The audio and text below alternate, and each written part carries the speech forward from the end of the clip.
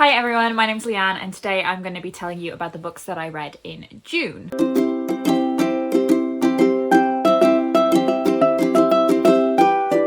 So I'm going to be bringing you little mini reviews of all of the books that I read in June. In the interest of full transparency, I'm going to let you know that I filmed this whole video. Well, did I film it? No, I didn't. I just spoke this whole video and I hadn't pressed the record button. But we're gonna do it all over again. We're gonna bring the same pep, we're gonna bring the same quality reviewing you have come to expect, which is like, you know, not exceptional, but like you get the gist of whether I liked the book or not. I had a bit of an unusual reading month in June in terms of like how I went about my reading, so I really enjoyed a lot of what I was reading, but kind of the way I did it was quite different to what I normally do. So in recent times, I have been very much like my reading would happen on my commute to and from work. So I was doing the vast majority of my reading on the tube to and from work. I go into the office like 3 times a week. That's when I was doing my reading. But I didn't really do that in June. Throughout the month on my commute, I kind of just wanted to be listening to like podcasts and listening to music and not really using like that part of my like really engaged part of like my reading brain in those times. When I was doing my reading was more like proper cozy reading evenings where I was really dedicating the time to reading. Like I was getting my cup of tea, I was putting the fairy lights on, I was sticking a candle on even though it was unbelievably warm, and having like proper dedicated reading time where I was reading a lot of books like cover to cover or in 2 sittings. So I was properly kind of like sitting down with the book and spending a lot of time with it rather than reading it in like smaller chunks while I was commuting. And I really enjoyed that method of going about my reading. It's not something that I kind of consciously thought about, but I think it's something that I would like to kind of really move forward with and try and do more reading that way in a very like consciously making an effort to dedicate that time. I don't know if that's interesting for people. I find people's reading habits really interesting. I have 7 books to talk to you about, so without further ado, here are my thoughts. So in June, I read Delilah Doesn't Care by Ashley Herring Blake. This was gifted to me by my friend Karis, and I'm so glad she gave me a copy of this because I enjoyed this so much. So this is a female-female romance. And we begin by following Delilah, who is living in New York City. She's like quite edgy, she's a photographer. Her career is really starting to gain traction and she's living this kind of lifestyle where she's got like a different woman in her bed like every other night, and like she's quite content with having a lot of fun. She has no intentions of ever returning to like her childhood town, her childhood home, which is this place called Bright Falls. Delilah is basically pressured into doing the photography for her estranged stepsister's wedding, and that brings her back to Bright Falls, but she is not intending on spending any time there. She just wants to like breeze in and breeze out. That is until she meets Claire. And as they spend more and more time together in the run-up to this wedding, Delilah is realizing that maybe Claire is someone that is worth sticking around for. I really loved the dynamic between these 2 characters. Like they made so much sense as like a pairing to me, like the ways that they are similar and the ways that they are different, just like the chemistry, the tension, the spark between them. Like I really believed that these are 2 people who would be like really fucking into each other. I loved how flirtatious they were together, and that all felt like really authentic to me. It had just the right amount of like engagement with romance tropes for me, like estranged from your family, returning to a small town, the dynamics in the lead up to a wedding, potentially a shared hotel room. Like that was just all spot on for me. And I also loved the like frequency of the steamy scenes. Like they weren't too frequent that they didn't feel like exciting. It felt like those steamy, smuttier scenes were like really intentional, and they moved the story on as well as, you know,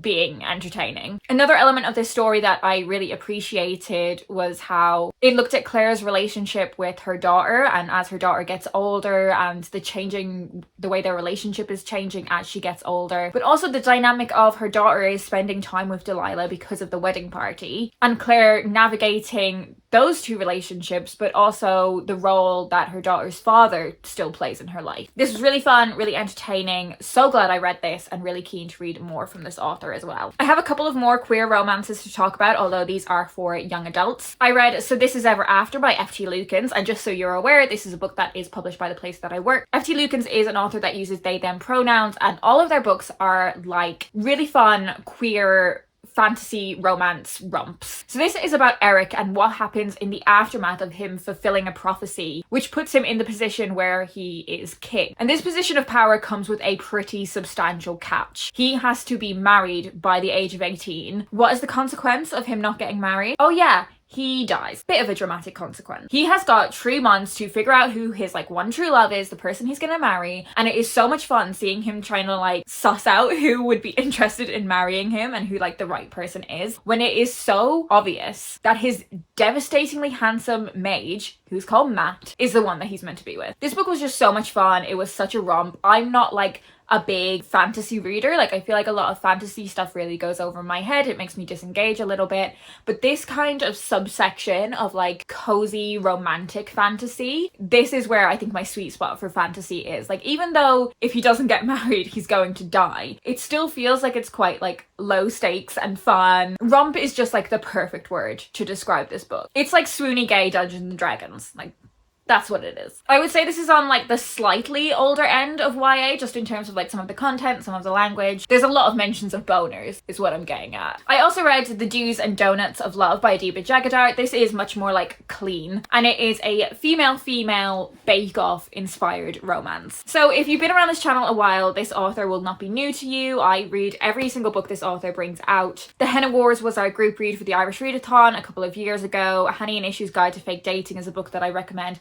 quite a lot, but I was a little bit nervous going into this latest book because her previous book that came out earlier this year, A Million to One, which was like an historical Titanic heist novel, that was not my favorite. Like, that was not the one for me. So I was a little bit nervous going into this one, but I had no reason to be. This was so sweet. It was so cute, so fun. So we're following our main character, Shireen, who has entered into the first junior Great Irish Bake Off. So very similar in format to lots of different baking shows out there, but most notably and most famously of those shows, the Great British Bake Off. So it's very similar in vibe to that. So Shireen has entered into this competition. She really wants to win. She's a really talented baker, but this is complicated when she realizes that her ex-girlfriend Chris is also a contestant on this show. So there's that kind of complicated dynamic to navigate there, especially because like they're not on great terms. Like, there is conflict there, but they definitely like still get on and there's still something there. There's also another girl called Neve who is competing in the competition, who Shireen has really started to get on with. So there's kind of this like love triangle thing going on against this baking background. Shireen's also navigating her friendship with her best friend, who isn't in Ireland at the minute. She is away visiting family, so she's not able there to kind of support Shireen in person, and there's some conflict that needs to be resolved there. And I really appreciated how Shireen wasn't depicted as like this perfect character. Like, you really see her flaws come out in how she navigates difficult situations in that friendship. I thought the dynamics between Shireen and her parents were also really interesting, and the kind of like pressure that she feels in order to perform well on this show. So it drives attention to her parents' donut shop, and that's something that her ex-girlfriend Chris also feels a big amount of pressure with as well. Both of these girls are also navigating racist backlash that they face for being on this show. So I think that was a really important element of the story that the author engaged with, in terms of why this experience is different for Chris and for Shireen than it is for the white contestants that they are competing with. It is Irish, it is a female-female romance, it is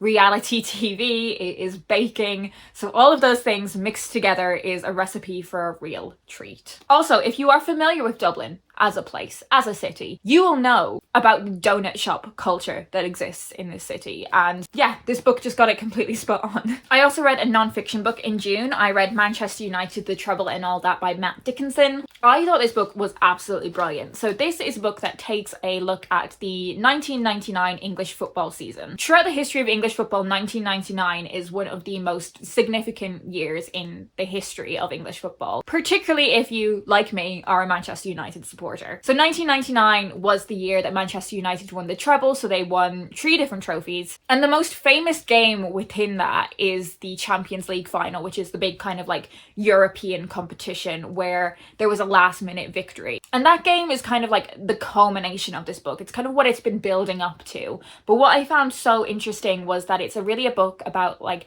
the circumstances that led up to that game and the aftermath of it. So games along the way that aren't as famous as the Champions League final but played a really significant role in that 1999 season. It also takes a close look at many of the key figures, players, David Beckham, Peter Schmeichel, Gary Neville, Roy Keane, Ole Gunnar Solskjaer, who many years later went on to manage Manchester United. It looks at all of these key figures and their role in that season. Of course, it also looks at the incredible role of the manager, Sir Alex Ferguson, and it looks at a bunch of like behind the scenes stuff as well. So it looks at controversy around the ownership of this football club, and all of these years later, there remains a huge amount of controversy around who is going to be the owners of Manchester United. It also looks at how politics and football were intersecting at that time, and the relationship that the Labour Party Prime Minister Tony Blair had with Sir Alex Ferguson, who was a Labour Party supporter. So I think the 1999 Champions League final is one of my like absolute earliest memories. So I was born at the end of 1995. So I would have been like 3.5 years old when that final took place. So I'm really conflicted about whether I like genuinely remember it or not, but I definitely remember other things from that year. Like I definitely do. But I do wonder how much my memory of like that game in particular could be like an amalgamation of other memories and like stories that I've been told. But there was a bunch of stuff in this book. Like it's a really comprehensive look at some of the most famous moments from that season, but also moments that have been forgotten and a bunch of things that I wasn't aware of. If you're a Manchester United supporter, I think this is like essential reading. But if you're just a football fan or a sports fan generally, there is still so much that you could get from this. Speaking of Manchester United, what a great little segue this is going to be. I also read the second book in the Breakfast Club adventures, which is The Ghoul in the School. And this is Marcus Rashford's children's fiction series that he writes alongside Alex Falasse Koya. So in the first book in this series, we are introduced to our character of Marcus and the friendship that he forms as part of the Breakfast Club investigators. So these are a bunch of kids that met at the Breakfast Club at their school, and they have taken it upon themselves to be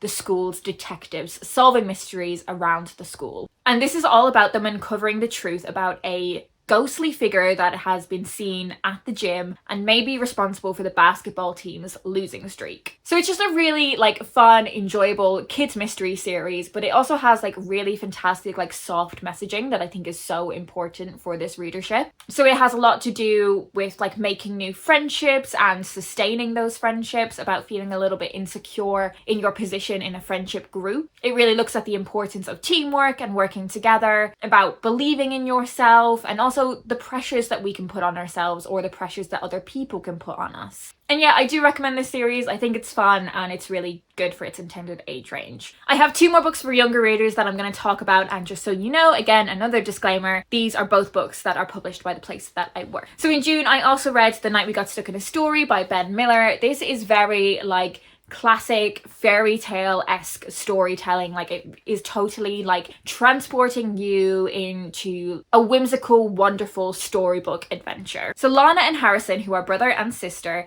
are staying at their grandparents' house when they come across this golden thread, which leads them to the hollow of their favorite tree and transports them into this magical world. It is then that Harrison is kidnapped by the Spider Queen, and it's up to Lana to rescue him. This book is just so magical. As I said, it really feels like you're immersed in this storybook. The magic, the whimsy, the light humor in the dialogue, it's all done really, really well. And there's a really great environmental message at the core of this book as well. It's a book that is touching on like conservation and sustainability and the importance of taking care of the natural world. A lot of it is to do with like spiders and how they are just as important as a creature as like your cute, adorable, fluffy animals. And I had to really confront some feelings there as someone who is definitely not a fan of spiders, but I did find it really funny in that like one of the really humorous parts of this story is like the spiders and how they view humans in comparison to like how we view spiders. So like the way we view spiders and we're like, oh my god, they move really weirdly, it really creeps me out, they're so strange. That's how spiders feel about us. So yeah, I thought the messaging in this book was really important as well, and really like beautifully woven into the adventure elements of the story. And the final book I'm going to talk about is The Little Match Girl Strikes Back by Emma Carroll, with illustrations from Lauren Child. I enjoyed this book so much. So this is historical fiction that is set in the Victorian era, and we follow Bridie, who is working as, of course, a match girl. So she is selling matches on the streets of London in order to support her family. After an incident leaves her with just 3 matches left, she realizes that with a strike of each of these matches, she tumbles into visions of a brighter future for herself and her family, These are magical matches. And what she sees in these visions inspire and encourage her to take charge of her own fate, her own destiny, and realize that she can change her own fate. And the historical event that this is looking at is the match factory strike. So, you know, strikes, particularly in British social circumstances, are really prevalent at the minute. So it's something that like kids reading this book might have questions on, and it feels like a really relevant topic. You may be familiar with the Match Factory strike if you have watched the second Enola Holmes film. I thought that film was fantastic, and if you liked that film, you would definitely really like this book. I love when historical fiction gives life to a very particular moment in history, and Emma Carroll's writing is just so beautiful, and how she weaves like the magical elements into real life events was so expertly done. And when you accompany it with Lauren's illustrations, it's just completely gorgeous. So if you have a kid in your life that is really into history, about learning more about the past, then I think they would really like that. But I think this is also great for an adult readership as well, particularly if you're interested in like women's role throughout history and giving voice to those women. So that is it. They are all of the books that I'm going to talk about today. Do leave me a comment down below and let me know if you have any thoughts on any of the books I have mentioned, or let me know what the best book that you read in June was. I would love to hear from you. If you don't have anything in particular to say, but you want to let me know that you are here, leave me a fire emoji to represent the Little Match Girl Strikes Back. That is it for me today. I hope you guys are doing well, and I'll speak to you in my next video.